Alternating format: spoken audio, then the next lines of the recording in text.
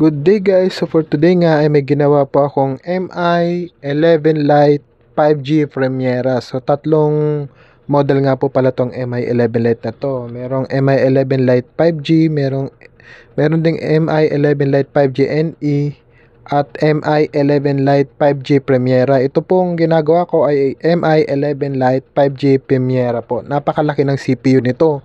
So nung dinala nga po ito dito sa amin shop, ayun, nawala nga yung stencil ko nito.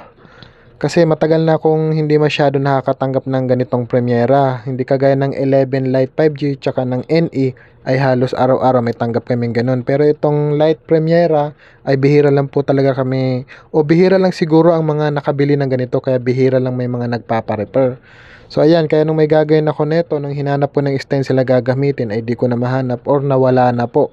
So kaya iniwan muna ito sa amin shop.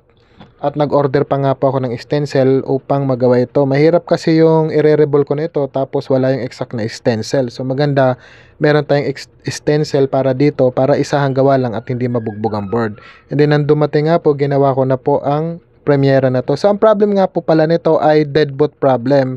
And ang solution naman po nito ay rebolling CPU lang po. So wala tayong pinilitan, wala po tayong ibang piyesang ginalaw, kundi yung CPU lang po ang ating na-reball. After po ma-reball, ito po ay okay na po. So yan, buhay na po ito at ready to use na po ito. And babalikan na rin po ito ng owner para kunin ang kanyang cellphone. So sa may mga ganitong issue po, punta lang kayo sa aming shop. Ngayon, pag may ganito kayong model, pwede nyo na po ito mahintay sa aming shop at panoorin habang ginagawa namin. At sa mga malalayo naman, pwede nyo po ipadala sa amin via LBC. Mag-PM lang kayo sa aming Facebook page at magbibigay kami ng complete details kung saan nyo po ipapadala. At follow nyo po kami sa aming YouTube channel dahil doon po naka-upload ang aming mga tutorial sa pagre-repair po. Subscribe nyo lang po kami doon. So yun lang mga ka-gadget site for today's video. MI11 Lite 5G Premiera deadbolt repair successfully. Thank you and good day!